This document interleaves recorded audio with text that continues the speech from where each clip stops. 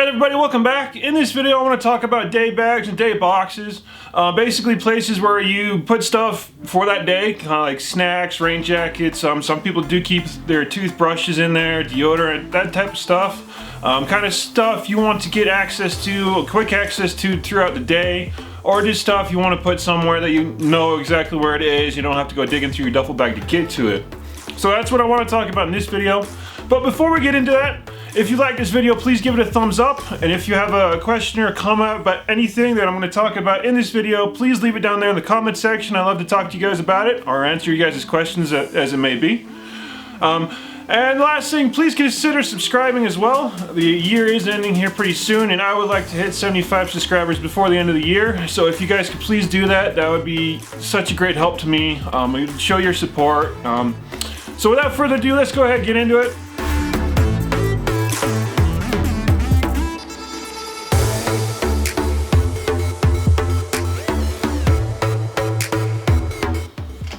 So the first one I want to talk about today is the ammo can here. This is like the original dry box in my mind. It was the very first like personal box I ever saw out there on the river. And in this one, you know, it's a nice box for sure. What's so great about the ammo box, or the ammo can anyway? Well, it says it in the name there, it's ammo can, or ammo box, excuse me. I don't know the specific terminology for it, I just call it an ammo can. But being an ammo can, these things are designed to keep their ammunition out of the weather, so it's got nice waterproofing in there, and easy to maintain waterproofing as well. If you open up the lid, it's just a big seal around the top of the lid, and it basically clamps down real tight against the side of the box, and so they're nice and easy to keep dry. Being an ammo box, they're kind of designed to get bumped around and dinked around a little bit as well. But you know, a great little box here.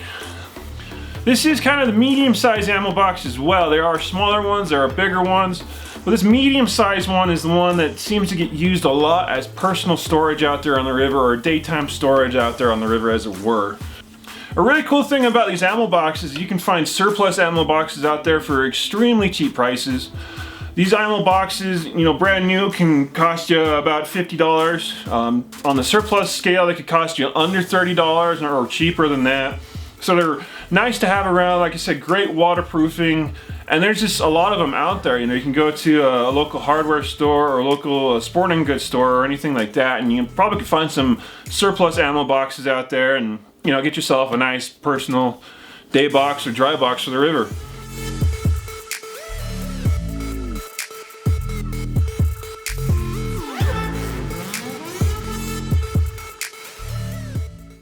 The next type of daytime storage I want to talk about are plastic cases. This one in my hand is a Pelican Case 1200.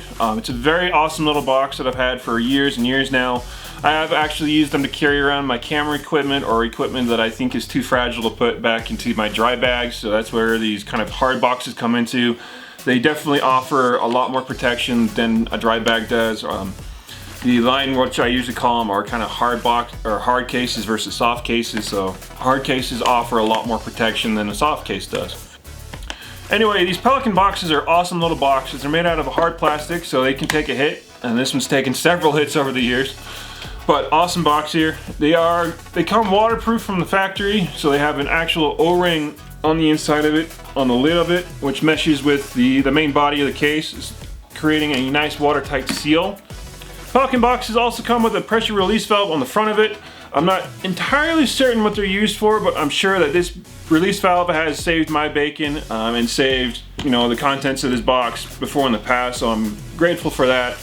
The downside to that is I have seen these release valves come loose from time to time, and actually water get into the box, which, you know, can ruin whatever's in the box there. So that could be considered a weak point of the box, although I'm sure that Pelican has probably fixed that in their newer generation of the boxes here.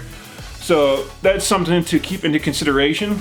Pelican boxes also have locking holes on the sides of them, at least the larger versions of them do anyway. So you can put locks in there and really lock your boxes up in case you have something sensitive in there, or in case you just don't want to lose whatever in your box. Another potential weak point of the Pelican box are the latches. I have seen these latches break from time to time, which means, you know, a little bit of effort and a little bit of banging on the box to remove the latch and put a new one in there. Thankfully, I haven't seen these latches break all that often, but it is kind of handy to keep extra latches with you just in case a latch does break on your box. Pelican boxes usually come with a padded interior of the box, which can be cut and shaped and reformed to match whatever you want to put in the box or whatever fragile things you want to put in your box. Like I've said before, I've used this box to carry my camera gear around, and reshaping the padded inside of this box is an awesome way to make sure your camera gear doesn't rattle around or anything fragile doesn't rattle around in there. This padded interior can be easily removed to allow for more spacious storage area, although I like to keep mine in there because it keeps my objects nice and tight and from rattling around.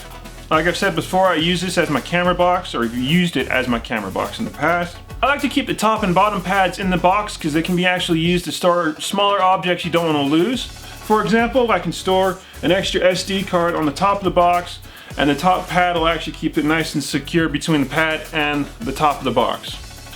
The Pelican box comes in all shapes and sizes. The Pelican 1200 box I have here in my hands costs less than $60 plus shipping if you order from the manufacturer or any other third-party business out there.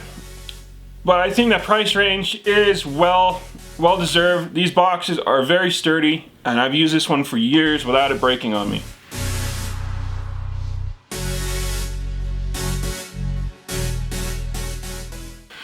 The last kind of storage media I want to talk about today is what I consider soft storage. This is basically dry bags. The dry bag I have in my hands today and with me today is the Watershed Ekoi, which I personally really love. If you guys have watched my channel for a while now or been with me for a while, you know I really like the Watershed bags. But there is a bit of a downside to the Watershed family, which is they can be a bit pricey. This Watershed Ekoi in my hands could cost you about $120, so not the cheapest bag in the world. That being said, you can find cheaper bags. You can find some pretty cheap dry bags costing you no more than $20 out there on the market, so awesome bags.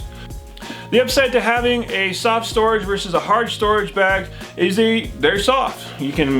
They're malleable, you can move them around, you can really reshape them as you go, and I find it a lot easier to stuff jackets and other things into a bag than I can into a box. So that's why dry bags are kind of on this list. They are nice to have around, and they won't come crashing into you or knock you out if something happens out there on the river.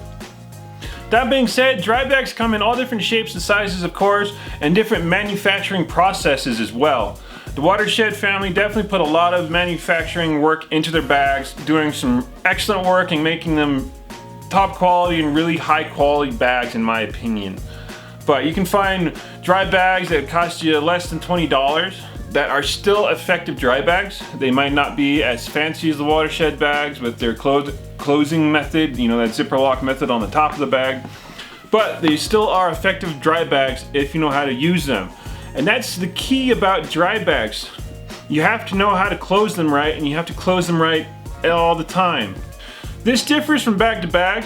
The Watershed bag closes just like a zipper. Other bags are still the old roll and clip technique, and there are dry bags on the market now that are more of a zipper type bag, which I definitely want to get my hands on one of those to really get to feel them and give you guys a good opinion about them. I don't have too much experience with them myself, but I'd really like to do a review, especially on the air dry bags. I've seen them for a while now, and I really want to get one of my own and give an in-depth kind of review of one of those bags.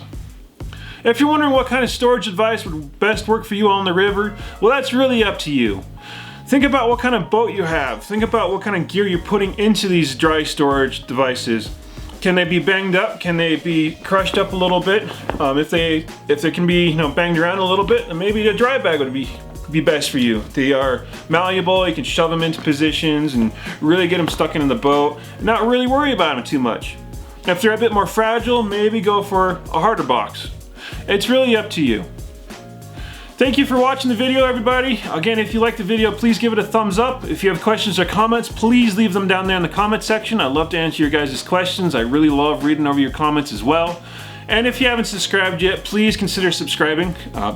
The end of the year is coming up here soon, and I would like to hit 75 subscribers by the end of the year.